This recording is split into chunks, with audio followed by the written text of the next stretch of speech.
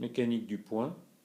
On considère ici la dérivée d'un vecteur unitaire par rapport à un angle et par rapport au temps. Les vecteurs unitaires sont très importants. Les vecteurs tournants unitaires sont très importants lorsqu'on considère, par exemple en coordonnées polaires, la rotation d'un objet. Donc on représente ce vecteur u de θ, θ dépendant du temps. On a une rotation. On voit l'angle θ repéré par rapport à un axe horizontal. Autant t plus dt, le vecteur u étant θ plus dθ. Donc on a une rotation d'un angle dθ par rapport à u de θ de t. On ajoute ici une base fixe formée des vecteurs i et j. Les trois vecteurs i, j et u sont des vecteurs unitaires, donc leur norme respective est égale à 1.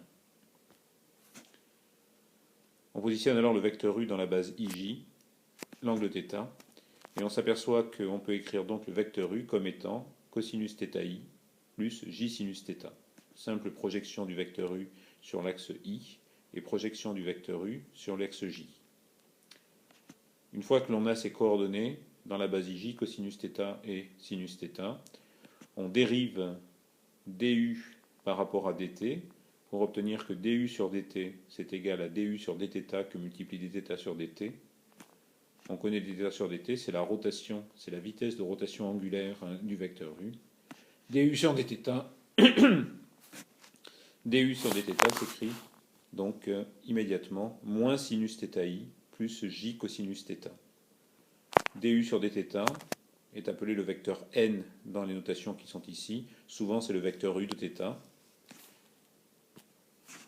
Et donc l'on a u égale cosinus θi plus j sinus θ, n égale moins sinus θi plus j cos θ. On s'aperçoit alors en faisant le calcul du produit scalaire que u est perpendiculaire à n. U scalaire n égale 0. Les deux vecteurs sont perpendiculaires. La norme de u est égale à 1 et la norme de n est aussi égale à 1. Enfin, on peut regarder géométriquement ce que ça signifie que dériver un vecteur unitaire par rapport à un angle lors de cette rotation. Et on voit en fait que dériver le vecteur u, c'est obtenir le vecteur n qui est tourné de pi sur 2 dans le sens positif. Le résultat est général. Dériver un vecteur unitaire par rapport à un angle θ, c'est en fait faire tourner ce vecteur unitaire de pi sur 2 dans le sens positif. On dérive u par rapport à θ, on obtient n. On dérive n par rapport à θ, on obtient moins u. On dérive moins u par rapport à θ, on obtient moins n. Et on dérive moins n par rapport à θ, et on obtient u, ainsi de suite. On repart maintenant de notre problème précédent. On a u de θ de t, un angle θ par rapport à l'horizontale. On tourne de dθ entre t et t plus dt. À t plus dt, on obtient l'angle u de θ plus dθ.